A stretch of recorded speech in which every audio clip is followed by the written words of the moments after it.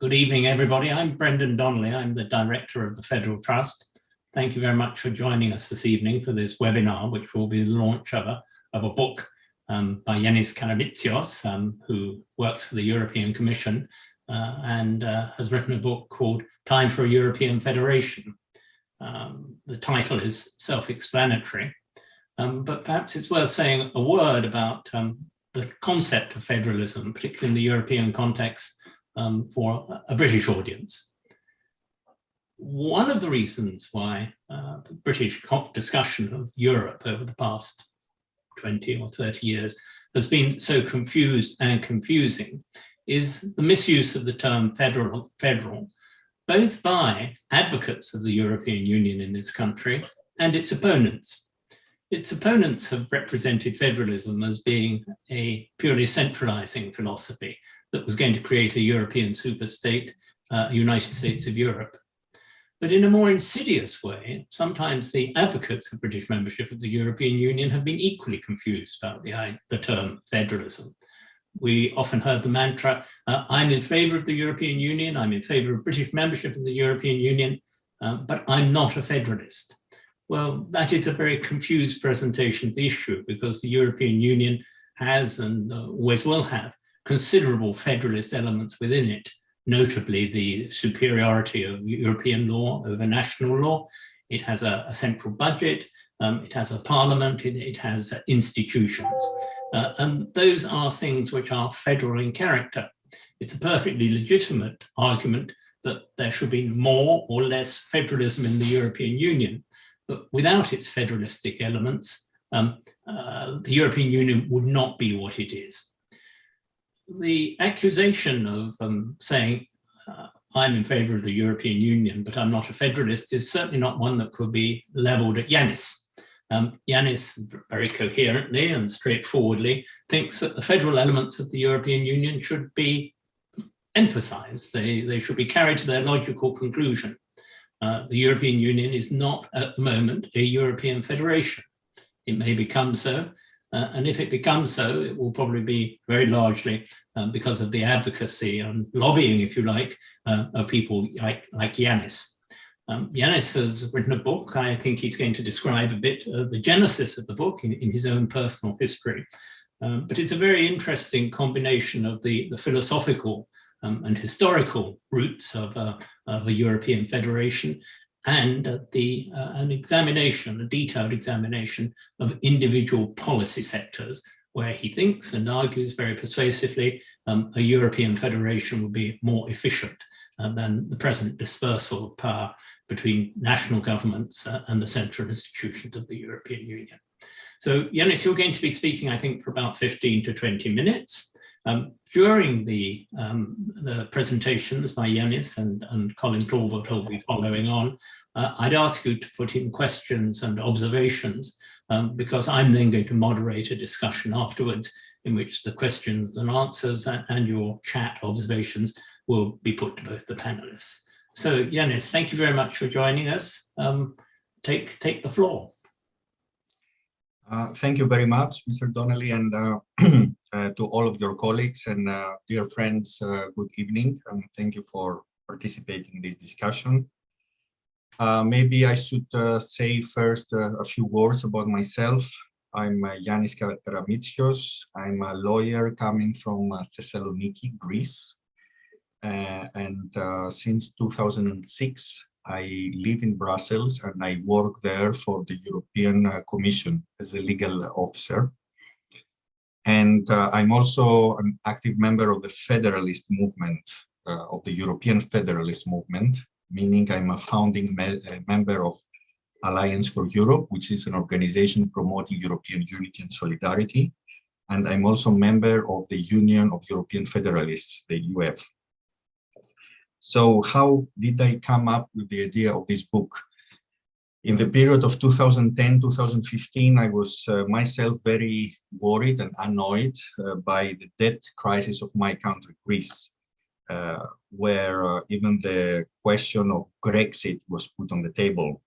And at that time, I realized that a lot of things, of course, go wrong with my country, but also a lot of things go wrong with the European Union. A lot of things are still dysfunctional. For instance, the fact that within the union, a highly integrated union, we have a monetary union like Euro, but no joint fiscal rules, for instance. So member states have different deficits, debts, different economic policy, and that creates a problem. But this is not the only dysfunction that I noticed. I noticed also in other areas. So next year, after 2015, came 2016, with a Brexit vote and then a wave of Euroscepticism spreading across the continent. And that made me even more worried. Not only me, also many friends in the federalist and pro-European movements as well. So I decided at that point to put my basic ideas on a paper with a purpose to write a short manifesto, maybe with other people, in order to explain what is wrong and what should be corrected in order to move into a more federalist, federal direction. However, the manifesto grew longer. A few pages became more than 200 pages, and now we got this book that it took me altogether 6 years before the first written word and the final publication. So the basic premise of the book, it starts with the conclusion that today Europe is facing 5 major existential challenges. The first one is its economic decline towards the rest of the world. We don't grow as fast as the rest of the world. The second is demographic stagnation, even decline compared to the rest of the world. We are stuck at a population of around 500 million people, EU 27 and the UK together, while the rest of the world is about to reach 9 billion, from 7.5 to 9 billion people until the middle of the century. The third challenge is our food dependency on the rest of the world. We don't have real food prices yet, but they are likely to come in the future, also because of the climate change. The fourth existential challenge is our energy dependence on the rest of the world. We feel it very strongly, very acutely in this period of time. And the fifth challenge is the fact that we are losing the race of the fourth industrial revolution, and especially the race in artificial intelligence, automation, and all new technologies around it. So if we miss this race, we might miss the entire century. We will not be the pioneers of global progress as we used to be in the 19th century and the 20th century. So the book further argues that the European states are too many right now and too small in order to individually compete with the big giants of the planet, like the United States, India, China, Russia, and also to compete with emerging powers of the planet, like the African Union, ASEAN in Southeast Asia, or Mercosur in Latin America. So, of course, we do have a very advanced economy already now. We have a high level of integration. We have a very high level of quality of life in Europe, but this is still not enough.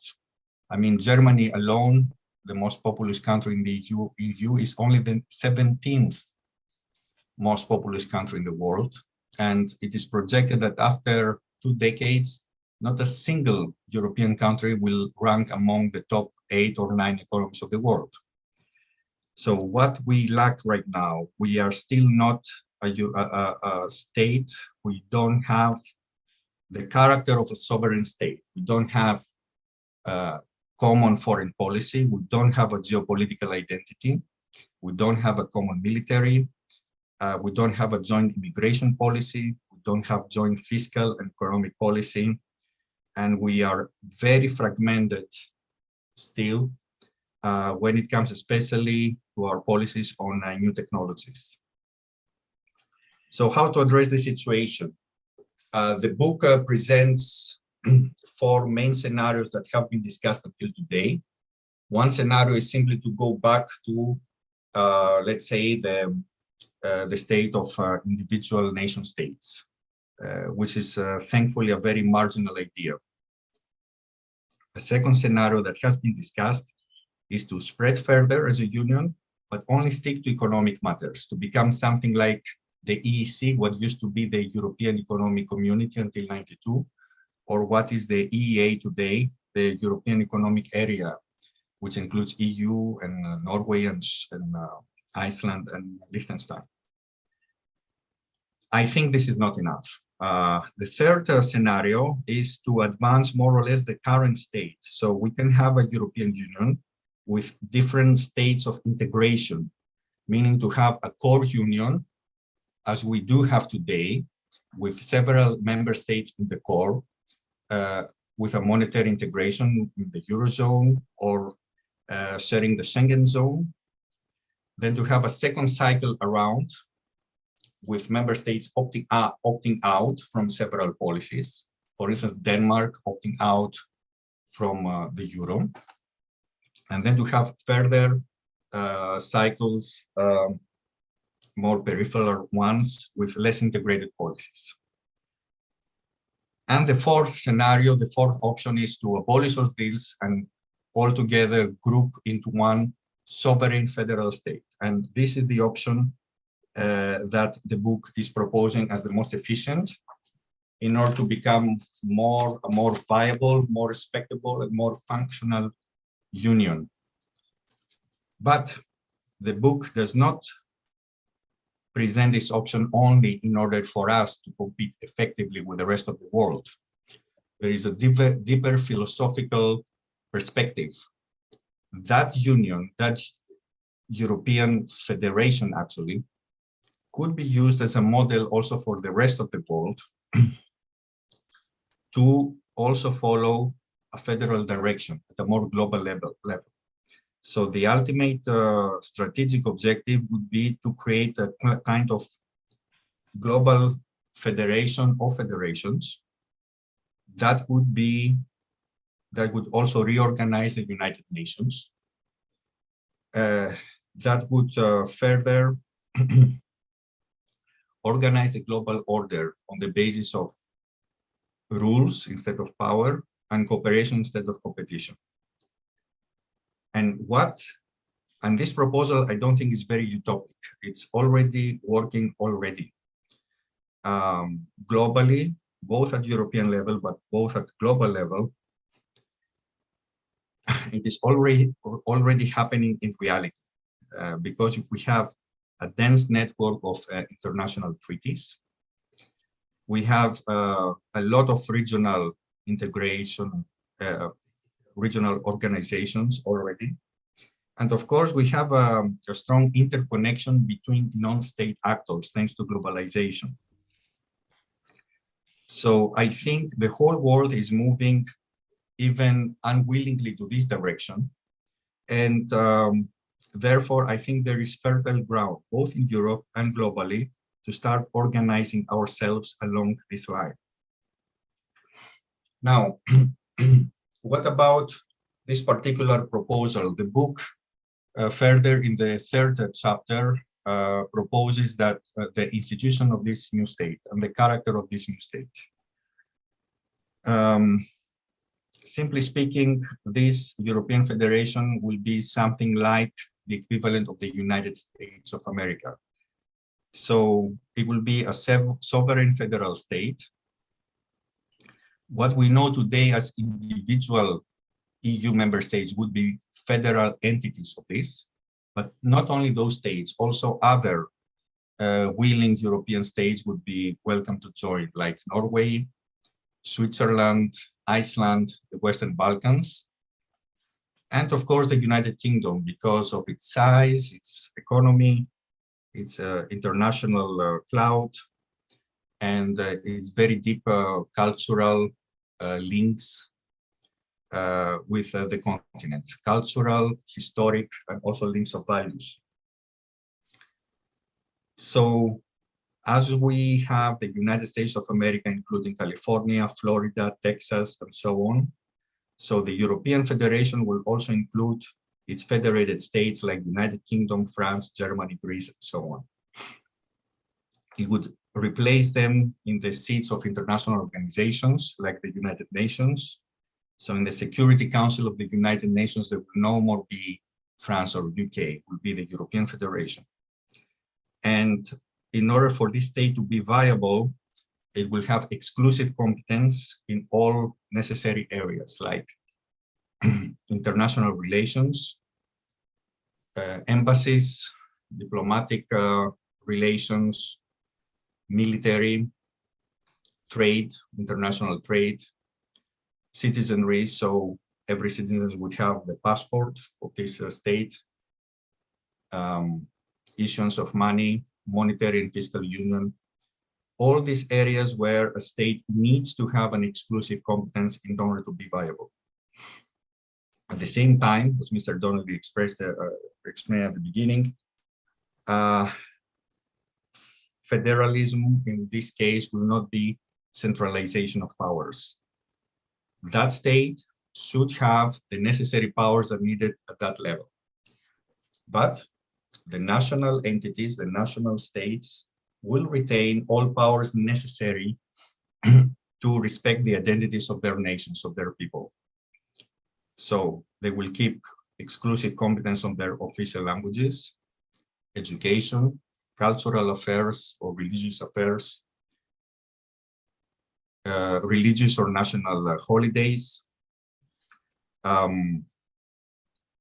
anthems, emblems, symbols, flags, sport teams, management of local environment, everything which is traditionally governed at local or regional level.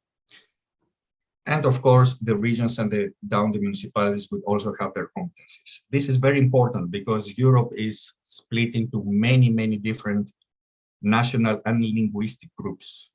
And if this federation, this European Federation, wants to succeed, it will have to respect the local and national identities of its people. Otherwise, it will lose their trust. So a British person will remain British within this federation, or a Greek person, or a German, or a Spanish, or a Portuguese. This is a kind of necessity that needs to be respected by the state. Then the state will have a constitution. The constitution will preferably be a constitution of a few articles, few pages. I would say maximum 70 or 80 articles, not to be a long book like today's EU treaties that nobody can read or understand. It should be a simple text, be understood by all citizens with the basic principles. It would enshrine the basic ideological framework of this union. And the book proposes 4 pillars, meaning federalism, number 1. Number 2 should be social and economic liberalism. Number 3 should be ecological development. And number 4 should be the European humanistic values that go back to the French and American revolutions, but even further down to the traditions of the previous centuries. And of course, the institutions to be established will be based on the classic distinction of powers and check and balances that we know since the American and the French Revolution, meaning there will be a parliament with a 4-year term elected at European level under general elections. And this parliament will also be elected on the basis of proportional representation. Pan-European parties will participate. There are 2 options to have a unicameral parliament or a bicameral parliament. I would prefer a unicameral parliament because it will be more efficient, more accountable. It will respect more the rules of, let's say, direct democracy. But I understand that in the case of a big federation like the European Federation, a bicameral parliament would also be suitable, meaning to have a lower house elected directly by people and an upper house representing the federal entities. There will be a government as the executive branch of the whole governance. I would propose that the head of the government would also be the head of the state, would be the president of the European Federation, directly elected and also flanked by 2 vice presidents to help him with the coordination of all affairs. There will be a European Judicial Supreme Court that would be on top of it would be represent the judicial branch. A central bank that will issue the euro as the single legal currency without opt-outs, which unfortunately is the case today. And I would also suggest that another institution would be established, the Council of Governance. It will not be a co-legislator. It will consist of national parliaments, of also regional parliaments and representatives of civil society and professional organizations. And its task would be to control the legitimacy of the acts of the other institutions and have a veto right against parliamentary and governmental acts. I think this will be important in order to respect the principle of subsidiarity and to have an increased level of controls of checks and balances. This about the institutions, and now I'm entering the second part of the book, which perhaps is the most important. It's about the policies, the substantial policies to be followed. Please allow me another 5 minutes, and then I will be done. I think it is important that, federalists so far stop with the proposals by suggesting the creation of a federation. But maybe this is not enough. A federalist proposal must also include a proposal on the way to go ahead. A federal union must also deliver results to its people. So the book makes proposals about economy, social matters, education, health, and so on. Just to give you some examples in bullet points, I cannot analyze much further every proposal because it will take us, maybe even 3 hours to debate on each one of them. But just to give you a flavor of the issues that the book touches upon. First of all, it proposes a very business-friendly environment. We should cut red tape. We should introduce simple and low taxation for all business, incentives for exports or incentives for investments.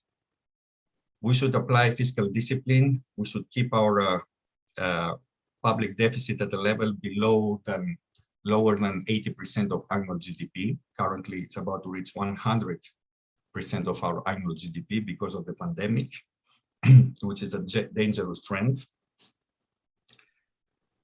We need to simplify our social security system. The book proposes a basic universal support of 300 euros per month for every single citizen of the federation until the age of 65, and then a basic pension of 700 euros per month for every citizen older than 65, irrespective of previous contributions or occupation. It also proposes a basic health coverage of 1,000 euros per year for each citizen for primary health care.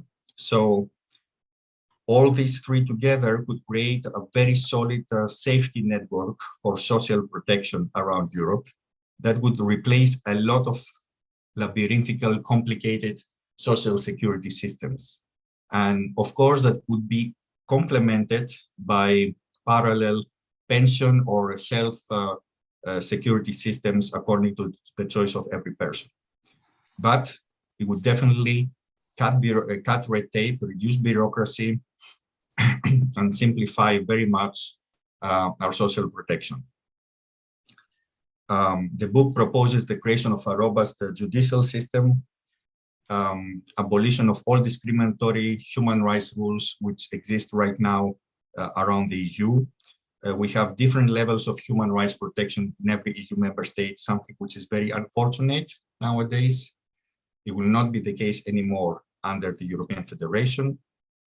It proposes policies in order to have more sustainable agriculture, increase organic production, adopt new technologies in agriculture, a system of joint immigration where we can accept legally 2 million immigrants per year in the Union with quotas per country of origin, with policies of their integration, strict rules against trafficking of human beings or illegal immigration, rules to boost the demography of a European Federation with big focus on preschool childcare with that strategic objective of jumping from 500 million we are today to 600 million by the end of the century.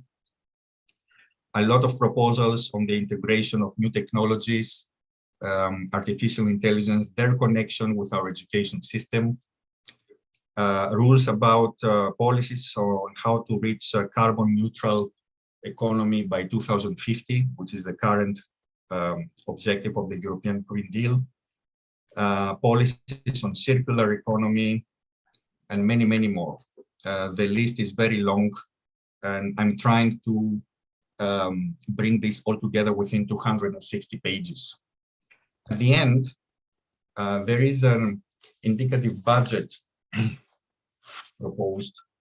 I listed something like 20 policy items and the approximate cost per year, including all these things that I mentioned before, like social security and so on.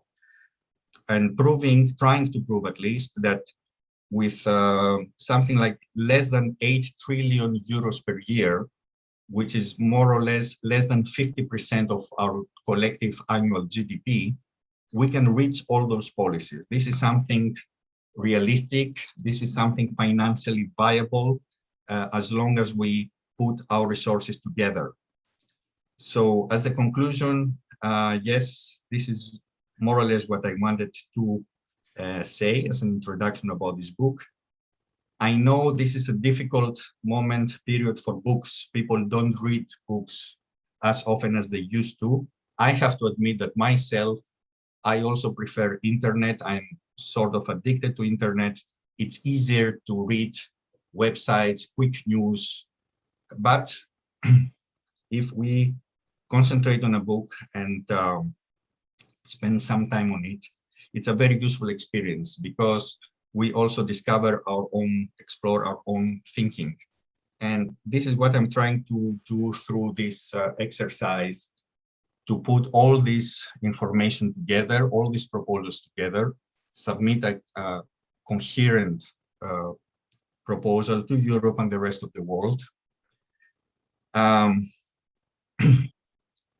In a nutshell, it's about creating a sovereign state that will belong to the top 3 economies of the world, to the top 3 military forces of the world. It will become a true geopolitical player.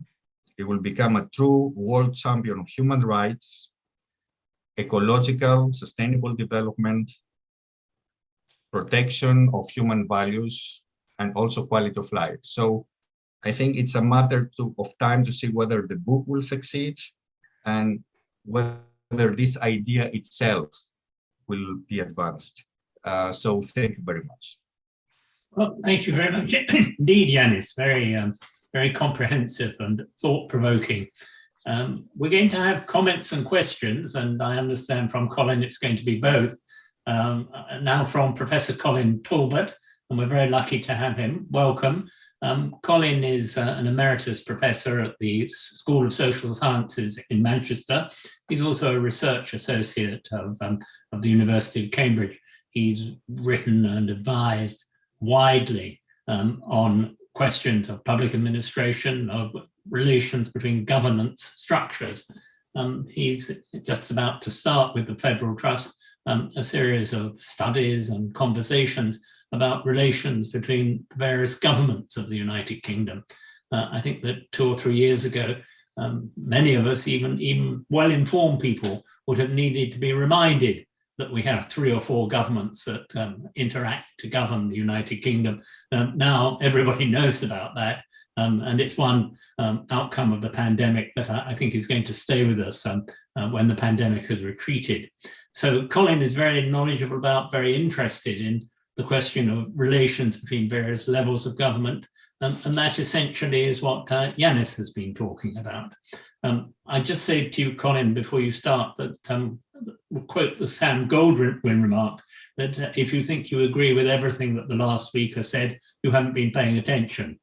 Well, there were many provocative things or controversial things that Yannis said. I'm sure you want to comment on them. 10 or 15 minutes, if you would. Thanks very much. Brendan, and thank you, Yannis. That was extremely interesting. I start off by saying I feel slightly guilty on two counts. First of all, I'm British, and given what the British government's been doing towards the EU in the last 5 or 6 years, I feel somewhat embarrassed talking about European federalism. And the other is I'm in terms of thinking about it as federalism, I'm relatively new to this debate, and I'll just explain briefly why. One of the things I hadn't thought about before the Brexit referendum and what's happened since, and only became apparent really when the Boris Johnson government took over, is that the people who were promoting national sovereignty for the UK and leaving the European Union, the Brexiteers, weren't just promoting national sovereignty upwards in the sense of breaking away from the European Union. They were also, and are, promoting it downwards. And they're engaged in a fairly sustained campaign now of trying to undermine the devolved parts of government in the UK. And they see national sovereignty very much as the sovereignty of the Westminster Whitehall setup over everything else in Britain. I would say, by the way, I'm on my count, we have over 400 governments in the UK, if you include all the local governments. Like many states, we have multi-level government. So first of all, I'd say I welcome Yannis's book. I think it's excellent. I think it's really interesting and very thought-provoking. Some of the things I'm going to say are supportive, but I also have a number of questions, queries, and one or two mild criticisms, or at least issues I think we ought to think about. The first one of these is around who would form this European Federation. At one point in your notes that you sent, Yannis, for which thanks, you talk about the border of the European Federation being the eastern border being the border of the old Soviet Union. That worried me slightly because that would exclude Estonia, Latvia, and Lithuania. It would also exclude, and this would be more controversial, Ukraine and Georgia. And I think that would be an interesting discussion about exactly where do you draw the eastern border. And of course, the other big issue is Turkey, and to what extent Turkey can or could be part of some sort of European structure. So that's one issue. The other is who would be included at the start of this process. I mean, I find it difficult, I'll come back to this again in a minute, I find it difficult to envisage circumstances where all 27 EU states as currently constituted, plus the UK, would get involved in any sort of serious conversation about a European federation. So part of me wonders whether or not there is an issue here, and I'll come back to this, about starting with a group of the willing states who want to go down this route, and then thinking about how that could be expanded. The second point I make I agree broadly with your points about federal structures, institutional structures. I think they're fine. One of the issues, though, I think would be, which I don't think you've addressed, is and it relates back to my last point, is about accession and secession from any sort of European federal state, and what would the rules be around that. I think there's a important issue about that. And I think it's particularly important because it may help to ameliorate some of the concerns some people would have about entering a European state, federal state. So I think that's really important.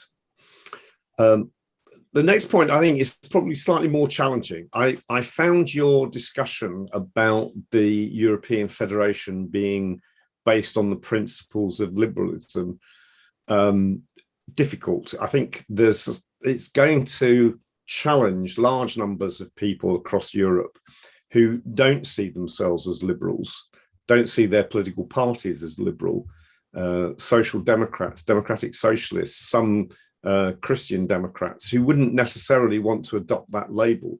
And it just worries me, and we can argue about exactly how you define liberalism, but it worries me that using that label would actually exclude a lot of people from a potential European federalist movement with a small m, and would worry them about exactly what this new federal state would constitute.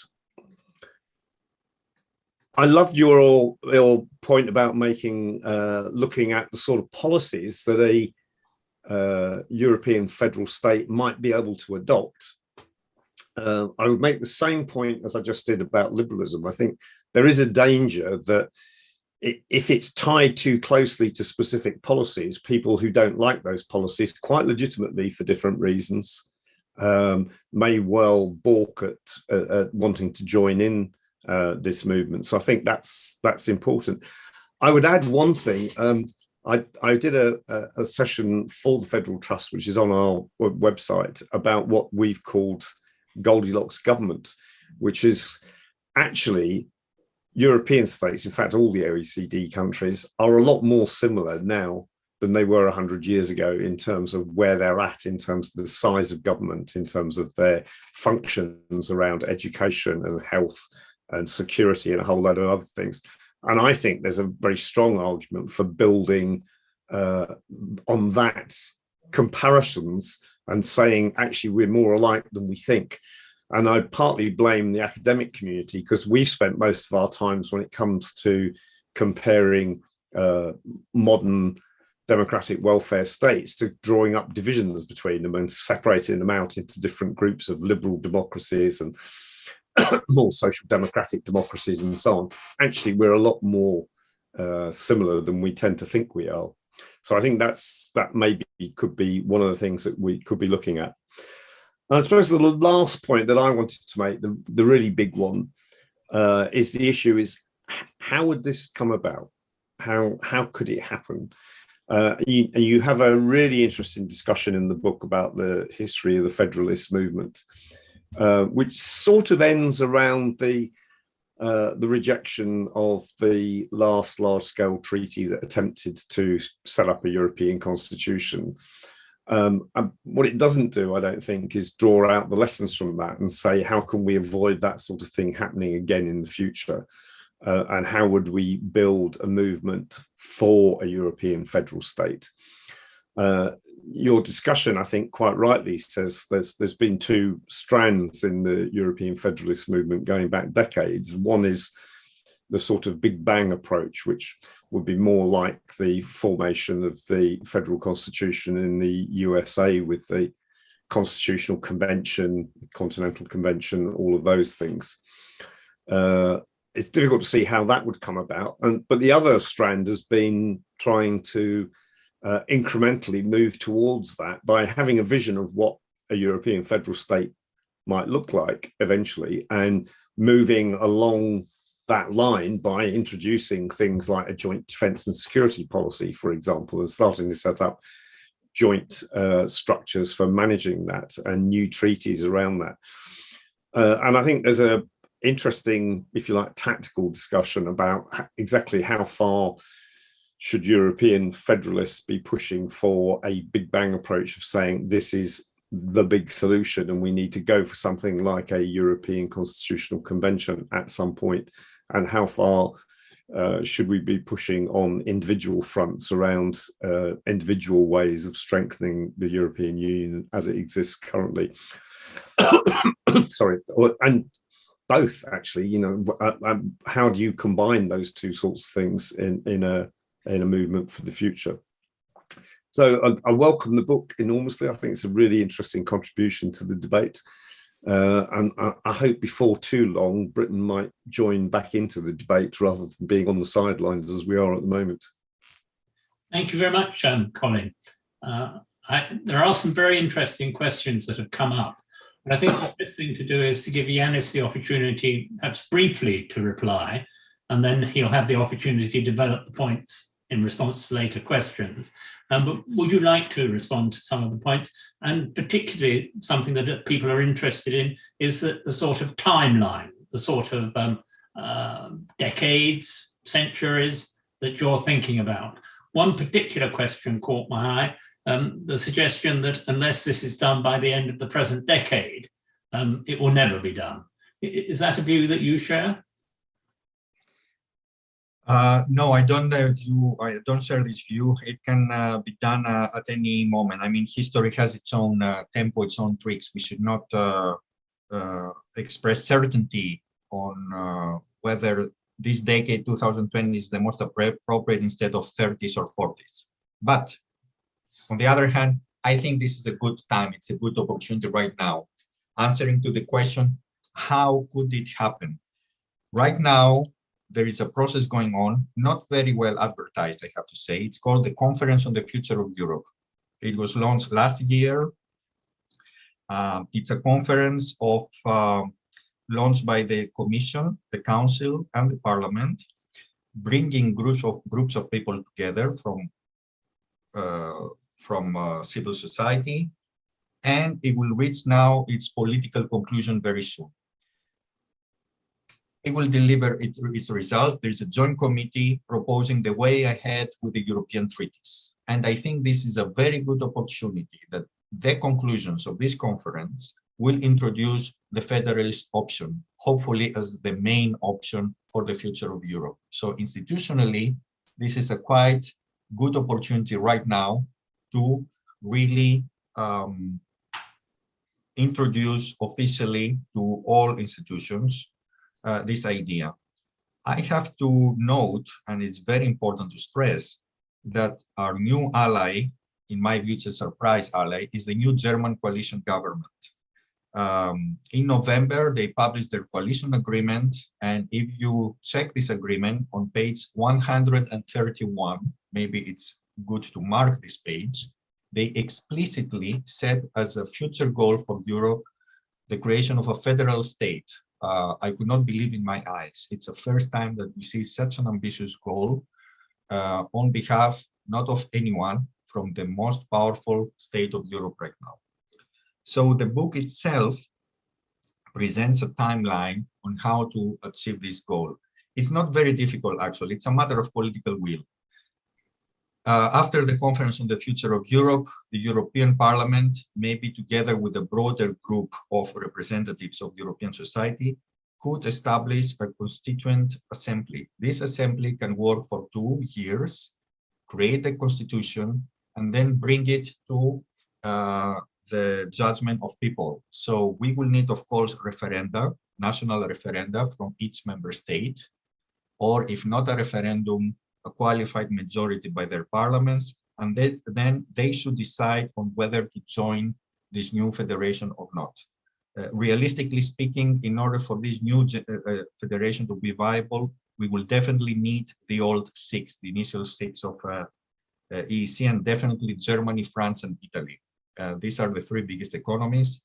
Of course, I would also like to see the UK and Spain in. I'm pretty confident that at least another 10 smaller member states, I think Greece as well, would join. So the core could be created, and I think it's very realistic that it can be done also within this decade. I can answer very quickly to some other points of Professor Talbot. The union that I propose, of course, includes the Baltics. It's really clearly written in the book, and you can also see it on the map on the cover of the book, that this union should include all current member states of the EU27 and all other willing European states, but west of former Soviet Union. Why?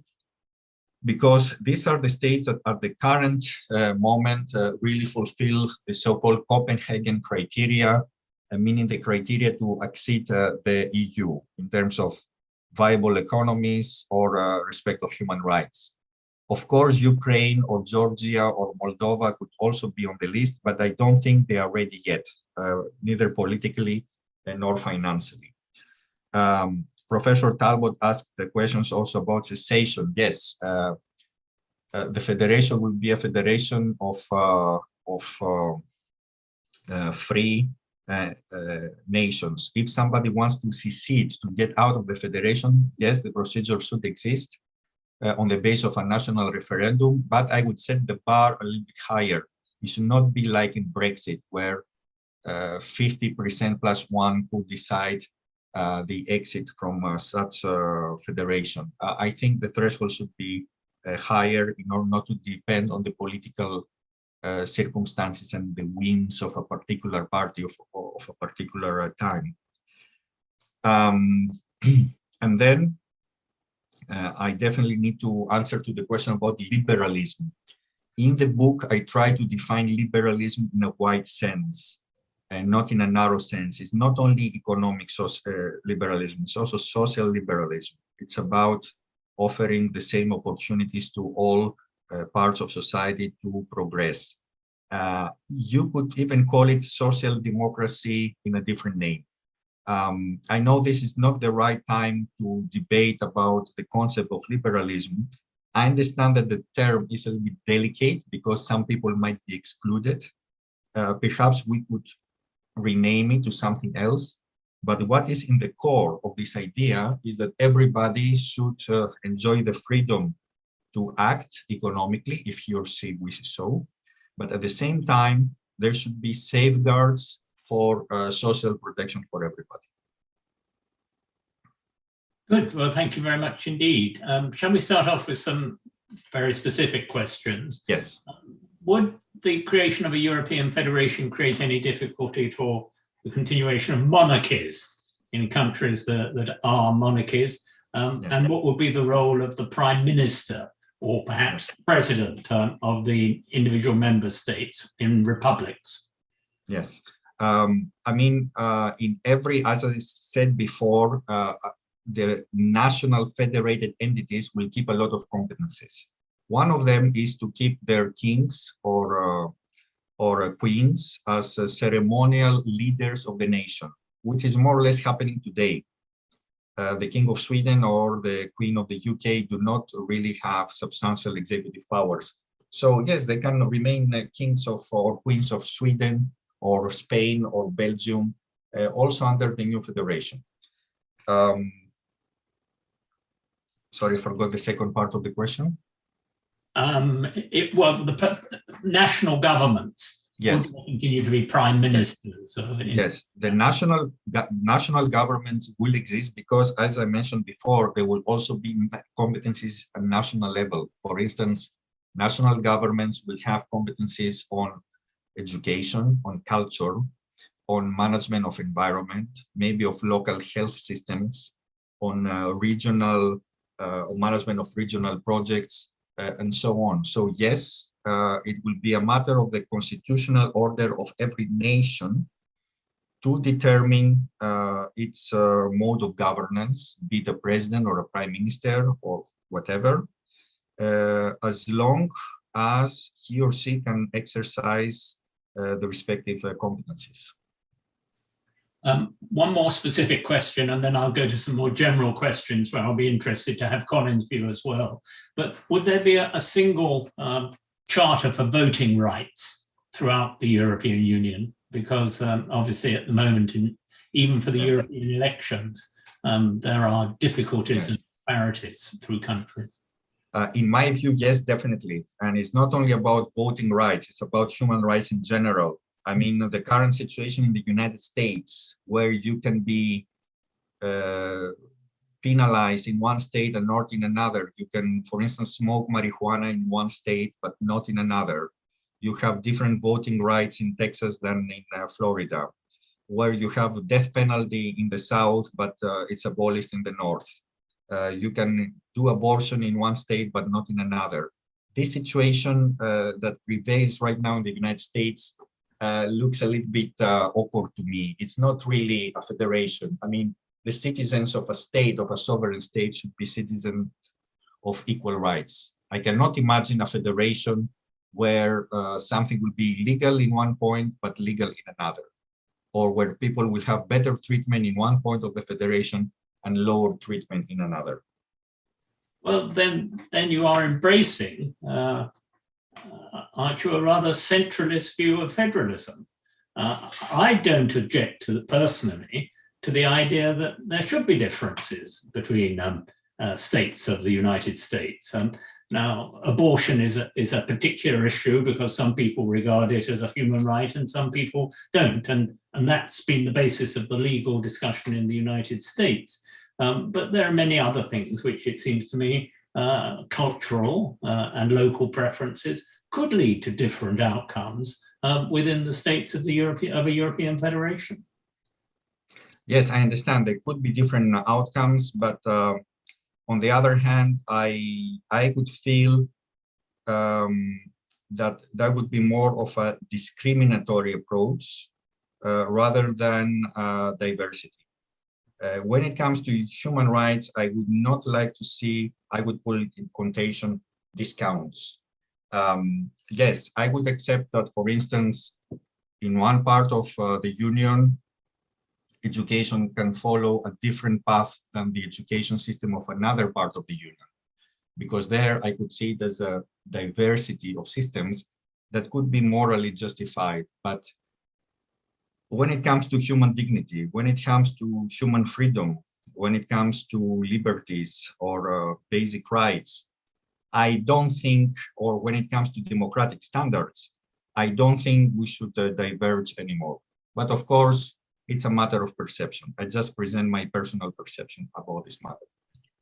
Can I develop that question for Colin and then perhaps come back to Yannis? There are disparities, obviously, between states in the United States. But one questioner has put the question, do we look at the United States at the moment and draw the conclusion federalism's a good idea as a system of government? What would your response be to such a blunt question? Some people would even put it about the internal arrangements of Germany. I notice among my German friends and colleagues that whereas 20 years ago, it was taken for granted that by many Germans that federalism was the best system. I think that that's a bit more of a question mark over that as a result of the differences in approach, for instance, to the pandemic. Sorry, was that for me? Yes, for Colin. Yeah, sure. Yeah, well, first of all, I think we need to distinguish between two sorts of issues. I mean, one is the political rights of citizens within a federal republic and a federal system.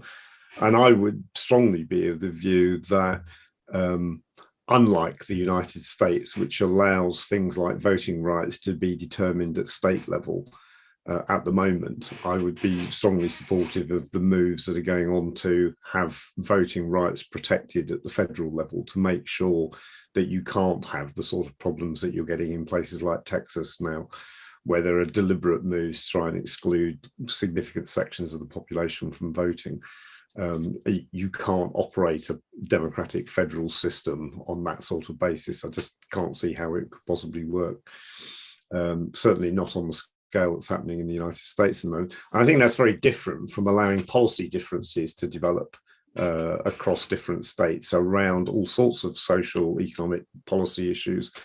And actually, there's a strong argument for saying that in many ways that's a good thing, because you have a natural laboratory for testing out different sorts of policy ideas and seeing what works and what doesn't. I mean, my background is very much in public administration, and I've seen examples in the United States. I've worked with the Department of Health and Human Services there, looking at one of the ways in which they developed maternal health services. And the fact that they could develop different policies in different states and then share those things and the results of them and develop the ones which work best for particular states was a huge boon to them. So policy differences between states in a federal structure, I think, can actually be extremely useful, and we shouldn't try and curtail those too much. Yeah, but I'll leave it at that for the moment. Is that? Yeah, Yannis, do you want to say anything about the American model more generally? Yes, I tend to be more in favor of the German model. I see Germany as a better example of federalism, where powers, in my view, are distributed in a more rational and, let's say, in a smoother way between the federation and the lender. The way states in the United States regulate issues that really touch upon the core of human liberties or dignity, to me, it's a little bit, let's say, outside the scope of my philosophical perception of what of how a state should function in its internal affairs. I also have a problem, for instance, in the States, where we have rural states like North or South Dakota having exactly the same number of votes in the Senate. So as a result, with other states, there we have an over-representation of a small number of people against the majority of people who live around the coasts, while we don't have such a situation right now in the EU, in the Council, where member states are really represented in the Council according to their size. So to me, it looks the system that we have right now in the EU, let's say the Council is like a Senate, looks to me fairer and more democratic than the over-representation that we have at the level of the Senate in the United States of states of very small population, which really distorts the representation of people's will in that country. A very challenging question put by one participant. When you have the rise historically of a superpower, which is what you're talking about, Yannis, it can very easily generate instability in its own region. What do you see as being the chances of that happening in the case that you're talking about? Seems to me a question which is not an entirely theoretical one. Well, I have exactly the opposite view. I think instability exists right now in our region. Because now, for instance, today we experience this conflict between Russia and Ukraine. And who is absent from this conflict is Europe itself. So we have the US talking directly to Russia, negotiating directly with Russia this affair. And we have the following instability in our region. We have Russia, which has a population which is only 1/3 of the population of the EU, and has an economy which is only 1/10 of that of the EU. And still, it's a major geopolitical power. It can bully the rest of Europe, and Europe practically has no margins to react against that kind of intimidation.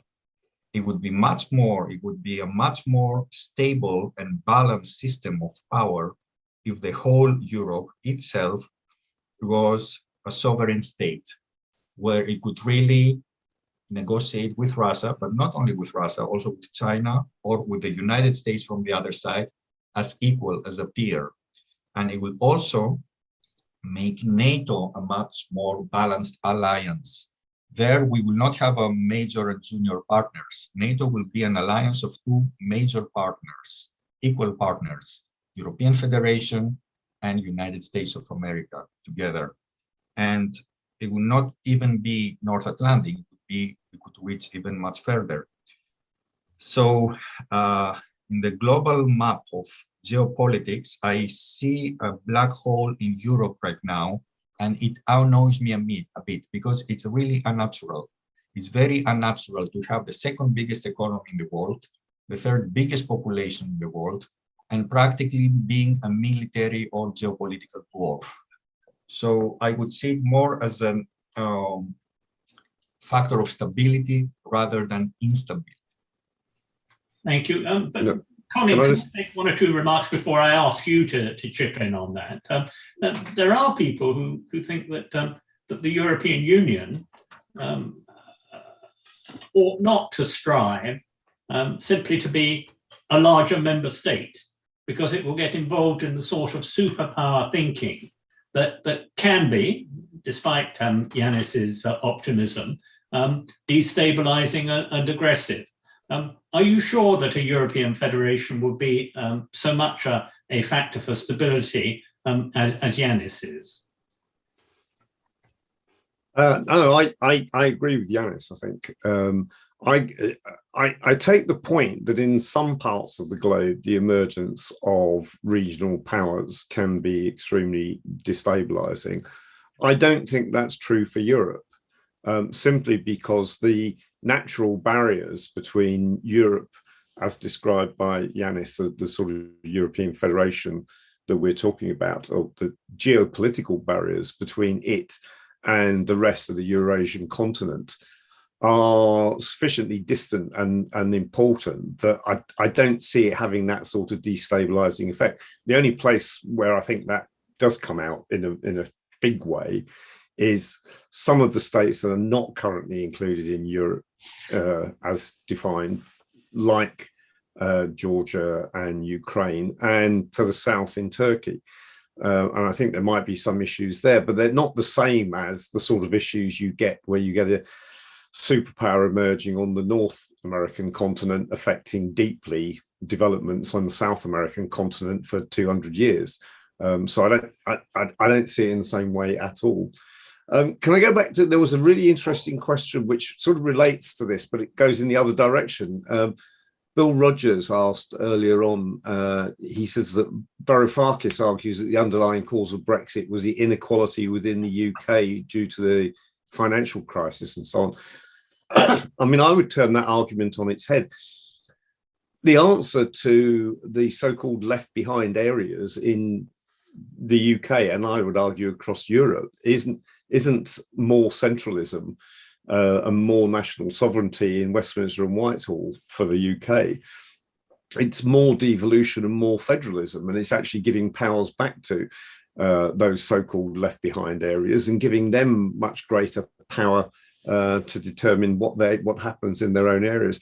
I've just had a piece published today saying that local government in Britain should be both smaller in the sense of have smaller population areas, but it also should be much larger. It should do many more of the things that are currently managed by the central state, either directly or indirectly, should be managed by local government, which has gradually been stripped of all sorts of powers over the last 4 or 5 decades. And we should be giving them back to them. So we should turn the argument on its head and say, actually, the left behind areas is a very good argument for introducing a more federal structure to the UK. That leads on to something other people have raised, the question of regionalism in the European Union, which of course is regionalism within existing member states. Is there not a danger that this European Federation, which is simply an arrangement between member states, will be oppressive of those regions within existing member states that don't feel themselves necessarily in the right member state or want to be independent? How do you see that as interacting, Yannis? In the book, I also address this issue. Let's face reality. Nowadays, at this historic period, citizens are more connected to their nations than regions. Even myself, I first say I'm from Greece, then from Thessaloniki. But indeed, there are regional identities, regional interests. As mentioned before, federalism is allocation of the right power, of the right level of competence of the right, let's say, competence to the right level of governance. Regions will also enjoy a great deal of autonomy, and it happens already in the EU. Regions do manage a lot of money, a lot of resources. They develop their own programs. They also cooperate. We have some programs where regions cooperate across national borders. For instance, North Greek regions cooperate with South Bulgarian regions. This cooperation is not advanced yet because they are still not regions of the same sovereign state. But if we move into a more federal structure within the same sovereign state, I would expect that regions themselves will be a little bit more emancipated from their national, let's say, cluster. They cooperate better with each other. They will belong themselves. They will become regions of a bigger entity. And I would see it as a form of more liberty for them, let's say more independence or autonomy than the current state. Yeah, but you mentioned that in your case and in many people's case, they feel a greater identity with their nation state than with their region. But there are regions, Scotland, Catalonia, where substantial numbers of people feel the opposite. What do you think the attitude of a European Federation centrally ought to be the prospect of disintegration perhaps in a democratic way, of the member states within its area, within its frontiers? This is also possible, but it depends on the circumstances. For instance, I can imagine easily that the Basque Country or the Catalans would be really happy to become regions of a federated Europe rather than being regions of Spain. I think also Scotland would feel happier to be also a region of a federated Europe than just a region of the United Kingdom. I think they will feel a greater sense of liberty. And of course, it's a matter of the constitution of the European Federation to determine the powers and competencies of the regions. Frankly speaking, I don't have a very clear idea myself right now to what extent regions, the extent of the autonomy of regions. At the end of the day, it's a matter of the people to decide. So, but also we have to count with the local history and tradition of several states. For instance, Scotland and Catalonia traditionally enjoy a much larger degree of autonomy compared to several regions of Greece, for instance. So perhaps we could have the possibility for some opt-outs from regional or national policies, depending also on the local tradition. As I said before, federalism is also about respecting the national identities and history of the people who decide to federate themselves. Yes, but the question is, which national identities? Because many Scottish people would say that their national identity wasn't recognised. But Colin, would you like to say something on this? Yeah, I think one of the issues about this is, first of all, national identities, regional identities, political boundaries are malleable through human history. They always have been and they always will be. And any European federal constitution, I think, needs to build in some adaptability to that so that it allows for change to occur. If you look at the United States, I haven't looked at this in detail, but my general impression would be that early on in the life of the American Federation, there was much greater flexibility about the political structures, the geopolitical boundaries, and so on. And there were quite a lot of changes in the first century or so of the American Federation. One of the things that's happened in the last century or so has been that it's become relatively ossified, with no real change taking place. And creating all sorts of problems as a result. I mean, there's some fairly obvious ones like Puerto Rico, which is still essentially a colony of the United States and hasn't been given proper status. There's lots of other problems, the sorts of things that Yannis was referring to about the structure of the Senate. And it's become almost impossible to make any major changes to the federal arrangements in the United States. And I think that's a really big problem for them. And I think any European federation would have to try and build that in so that there was both continuity, so there was some stability, but also there was scope for change so that regions within states could change their status within the European Federation. Not easily, but it could happen when there was a clear will for that to happen. Yeah. One question is, that's been put in a number of different ways, is the emphasis that you seem to be placing, Yannis, in your predictions upon the actions of governments. Two responses to that. One, that governments are the people, national governments, who are, on some hypotheses, the losers of pooling sovereignty in a national federation. And two, is there more of a role for the mobilization of public opinion than perhaps you implied in your presentation? Can you comment on those issues, please? Is the question about the creation of the European Federation or the functioning of the European Federation after it is created? Mostly creation. Mostly about creation. Okay. Well, realistically speaking, now the ball is with the governments. Let's think about the current governance of the EU. The EU is governed by the Council, which is the 27 governments, of course, democratically elected. And it's also the European Parliament, which is the direct representatives of people. So I think if we want people to play an increased role in the creation of the European Federation, I think this can be done, of course, through massive popular movements, but their institutional expression will be the European Parliament. So any proposals for the creation of the European Federation, I think they will definitely come through the European Parliament first.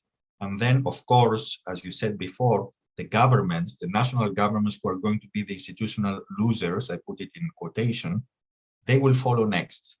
So realistically speaking, I would expect the first move to indeed to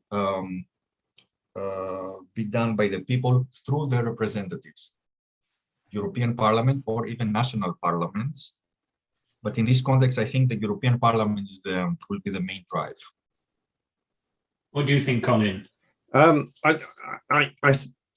don't think I quite agree with that, in the sense that I think it requires popular pressure from below, mediated through political parties, for that sort of movement to get underway properly.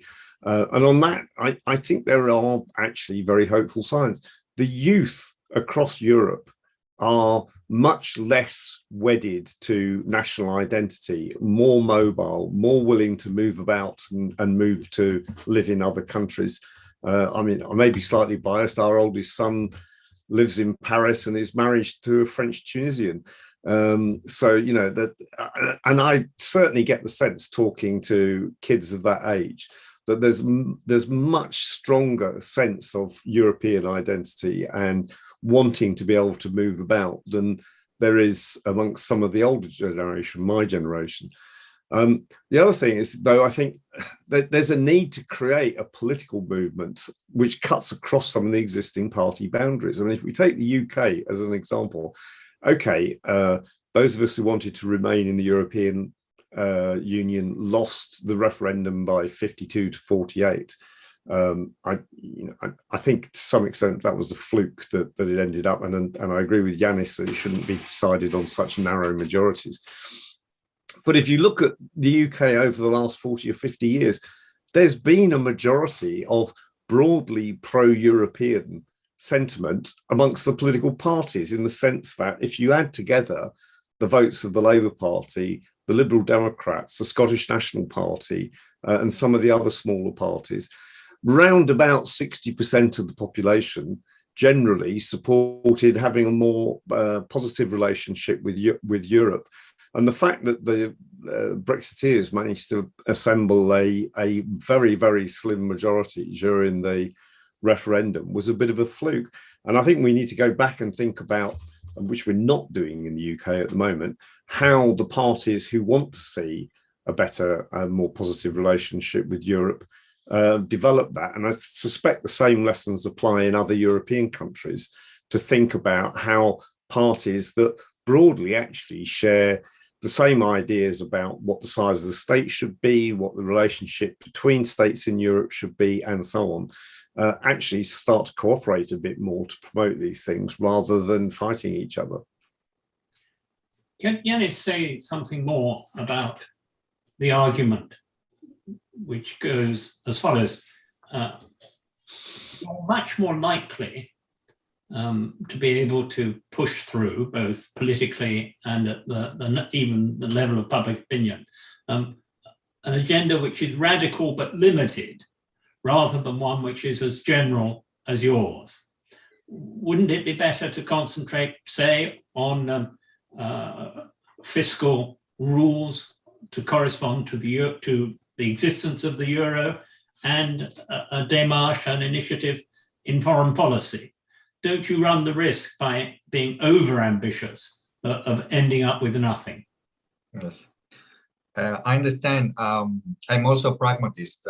In the book, I present a maximalistic proposal, But of course, we can take, let's say, federal steps within the current system, within the current EU treaties, without yet moving to a sovereign state. We can still do a lot within the EU. For instance, as you mentioned, we can reach a fiscal union, union of fiscal rules. We can reach a level of common immigration policy. This is very important, and common asylum policy. We can reach a level of common health policy. This has moved a lot thanks to the pandemic. Just to remind everybody that only in 2020, out of necessity, for the first time, we issued the Eurobonds. So we borrowed altogether 750 billion euros. I mean, Germans and Greeks alike with the same interest rates.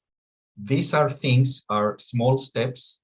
Very substantial steps, aren't they? Very substantial and indeed radical, out of necessity, of course, not out of conviction. But I think these are big steps that prepare the ground for something bigger. I really don't know. I really don't know which of the two approaches could prove more successful. Only history will tell, or at the end of the day, the acceptance of European people will tell. But I don't see them as contradictory. We can push for both approaches. We can push for the maximalist approach, going for a European state by the end of the decade, because, as I said before, already the German government has it as an official target. This should not be underestimated. We have President Macron supporting such a direction. We have the Italian government being very pro-European. So the maximalistic approach is not utopic anymore. But at the same time, we can take all those interim steps, the ideas that you mentioned before. Well, just to say something about Germany, hasn't Germany's role in the Ukraine crisis emphasized how difficult it will ever be to have a single European foreign policy? Yes, yes. Unfortunately, yes, this is an unfortunate reality, and we are not happy at all with, at least personally, I'm not happy at all with Germany's reaction in this particular crisis. Colin. Yeah, can I just say on that,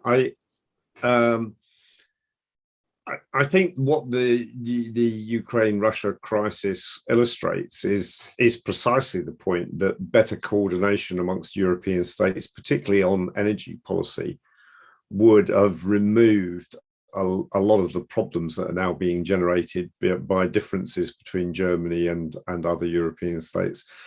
That if we'd had a more coordinated energy policy, we wouldn't have ended up with countries like Germany and the UK actually becoming far too dependent on Russian gas.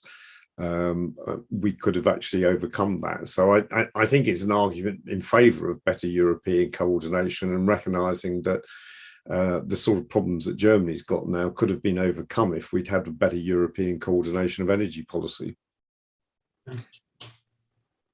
What would you see in the sectors you consider, Yannis, as being the major sectors where demonstrable advantages would accrue to the European citizen from a European federation? I would start with social policies, and I have to say that was the most difficult chapter for me to write, because these are the policies that consume most of the European budget, are very, very difficult to manage. We're talking about very complicated and heavily burdened health systems, pension systems, education. So the average people in their daily life, they really want to see results delivered in those areas. So I think if we want to go for a federal state, we also need to convince people that this federal state will have a much better effect on their daily lives. And I see benefits in the sense that we will achieve an economy of scale. We will group resources, all of our resources, in a more effective way. We will integrate a lot of different systems in one. We will save money. This money can be better allocated for the ones who will be disabled. I saw a question from the audience: what is Europe going to do about disabled people? 1 in 10 people nowadays suffer from a kind of disability. So a lot of resources can be allocated for them to create better infrastructure, social infrastructure. Especially the European South and East European states are way behind in this kind of infrastructure. I'm talking about accessible roads, access to gyms, water supply systems, decent pensions, decent schools, most important, decent prime healthcare, even adaptation to the new way of energy production and consumption, teleworking. In all those areas, we will need to upgrade our systems. I think we can better do it only if we unite the resources of our big European economy. And I cannot imagine a better, a more efficient framework to do it than the framework of a joint European federal state. Good. Colin. Yeah, can I just come in on that? I think one of the issues is one of the huge advantages Europe could have by better coordination would be in the areas of science and technology. It's absolutely clear, for example, that China and the USA have made huge strides forward in areas like artificial intelligence, networks, and so on, and created very large organizations to do that in both private and public. Europe is not capable of doing that at the moment, certainly not in the same way. And if anything, things have got worse since Brexit because of Britain opting out of various European science cooperations. That sort of big science and technology, which is going to dominate most of the rest of this century, and trying to produce scientific and technical solutions to things like climate change and adaptability and all the other things, that can only be done within Europe on a European scale. I don't think any individual country in Europe has got the resources to be able to do it. And it really needs a huge effort. I can think of several areas where European cooperation could have made a huge difference. Obvious one in the energy sphere is the development of small nuclear modular reactors, which could have helped to solve a lot of the energy problems across Europe, plug the gap between moving away from fossil fuels and towards renewable energy by coming up with another way of making sure that we've got sufficient energy supplies. That's been around for about 20 or 30 years, and we've made very slow progress on it simply because it's being done in individual nation states by and large, with no coordination across Europe, which we could have done, and we could be leading the world in. Similar sort of things happened around wind energy, where actually we've had some of the best developments in Europe around wind energy technology, but it's been divided up between the individual nation states. It's not been terribly well coordinated. We could have created a huge market for that internally within Europe and sold it to the rest of the world much better than we have done in the last 2 or 3 decades. Bringing together some final questions, Yannis, would there be a minimum wage in the European Federation, and at what level would it be established? Would it be a redistributive minimum wage? And if so, who would pay for it? Artificial intelligence was mentioned by Colin. The argument is sometimes put that there is a great urgency for the European Federation as a result of changes in artificial intelligence. That didn't seem to be your view when we spoke earlier on, but perhaps you can talk about it. And then the final question really is, what do you see as being the obstacles to the realization of a European Federation? And perhaps I'll ask Colin to comment on that as well, and then give you the opportunity to make final remarks. Yes. All 3 points very interesting. On the basic wage, I don't like the term basic wage. In the book, I use the term basic universal support. The book suggests that every citizen of the European Federation, from the first day of his or her life until the age of 65 will get 300 euros in his account from the central budget of the European Federation. There are many pros and cons for this option. First, it's not full income, it's not basic universal income. Nobody can live on 300 euros per month, but it will be a support. It's a safety net for everybody not to become destitute at any point of his life. This will help with this basic support will replace a lot of social allowances and benefits, which are very diverse and very labyrinthical across the Union. The total cost is expected to be the same, more or less, as the same today. I don't want to get into too many details. I explain in the book that the social budget, the budget on social expenses will remain the same. The advantage of that choice is that if one person gets 300 euros, meaning a family of 4 will get 1,200 euros per month, regardless what happens in their lives. So it will create a basic safety net. We will expect to have almost no homeless people or no people getting desperate when something goes wrong in their life. There will be a kind of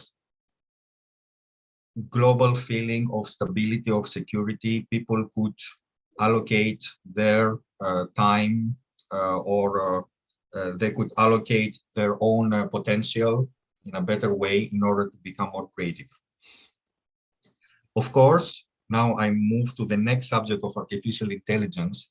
If automation advances so much and creates a huge amount of wealth, while at the same time keeping people unemployed, this basic support of 300 euros could increase in order to compensate for the loss of jobs out of the wealth produced by artificial intelligence. I know it's a very simplistic scheme, but we should try to find a way to compensate people out of the achievements of artificial intelligence and automation and the fourth industrial revolution in general, to compensate them for all job losses that might occur.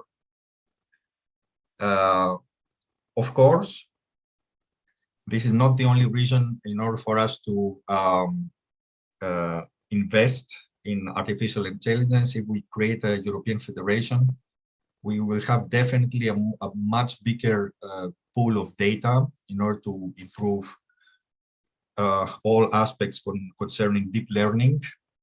We can take much bigger advantage of the connection of all of our systems, also education systems. I have to highlight that right now, only 2 or 3 continental universities of the European continent rank among the top 50 universities of the world, meaning that we are really left behind. So if we seriously invest in research, in connection between education and new technologies, it's not only artificial intelligence, it's a whole range of new technologies of the fourth industrial revolution. If we can, in this way, we can make our societies much more productive.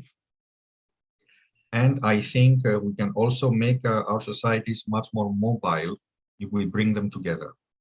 Finally, on the question of obstacles, yes, I think the main obstacle on our way to forming a European Federation is the resistance of people themselves. The main problem in Europe is that it's broken into many, many different linguistic and national groups.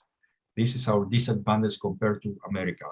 It's very difficult to bring a Hungarian in the same state with a Spanish or a Finnish or a Greek. We indeed have many different frames of mentality, different languages, different histories. And this is, to me, the number one, by far, the biggest obstacle to overcome. Therefore, this should also be a federation of identities, not only a federation of states, and we should also work to that in this direction. Colin, do you want to wrap up and perhaps say something about what you think are the obstacles? One question's come up at the last moment. You've talked about coordination of policies, particularly in energy. Doesn't the single market provide enough of a framework for that? Okay, we'll deal with that point first. No, I don't think it does, because I don't think markets by themselves solve all of these problems. The lesson of the last century for me is that it's where you have a productive relationship between government and markets, and government investment, particularly in research and development at one end, you get the best developments. I mean, there's some really excellent stuff by Mariana Mazzucato about the combination of the role of public investment and private enterprise, which has led to developments like the Apple iPhone. You know, many of the components that went into the Apple iPhone were originally developed by research and development sponsored by the American federal state, not by private enterprise. So I think that's one argument. The other is coming back to this issue about the way the state intervenes in society. I think there are two ends to that. One is the one that I've just mentioned, which is the state can play a really important role in facilitating, through things like R&D investment, but other means as well, much more creative market activity. And it's the creative tension between the two, I think, which is very important. But the other is, it comes back to this point that Yannis was making about providing a basic welfare standard within states. My view is much more on the debate in the UK around this has been around universal basic income as one alternative, and the other has been around what's called universal basic services. And I think actually in practice, what we've got in a lot of Europe is some universal basic services in education, in health, and in social protection. To some degree, we've got that already. Education is the strongest one, where actually, if you look across Europe, you know, virtually every country insists on about a decade's worth of state mandated and financed education for children. You know, and that 100 years ago, that didn't exist. Now it does, right across Europe. And it's one of the examples I think that we should be building on, saying those things would help to develop our economies in the long run. And I don't see that as just, some people call it the social wage and it's about redistribution. I don't think it is about redistribution. I think it's investment by society as a whole in the productive future of society as a whole. You can't build a highly productive modern economy without a well-educated workforce and without a healthy workforce. You know, if people are constantly off sick and don't have the necessary skills and knowledge, there's no way you're going to build a productive economy. So I think that's the investment in that by governments in coordination with the private sector to make sure we're doing the right things is really, really important. And as I go back to the point I made at the beginning, I think building on some of those commonalities and starting to say, actually, look across what we're doing across Europe. We are already very similar in lots of ways. Let's build on some of those things. Good. Would you like to give us some final thoughts, Yannis?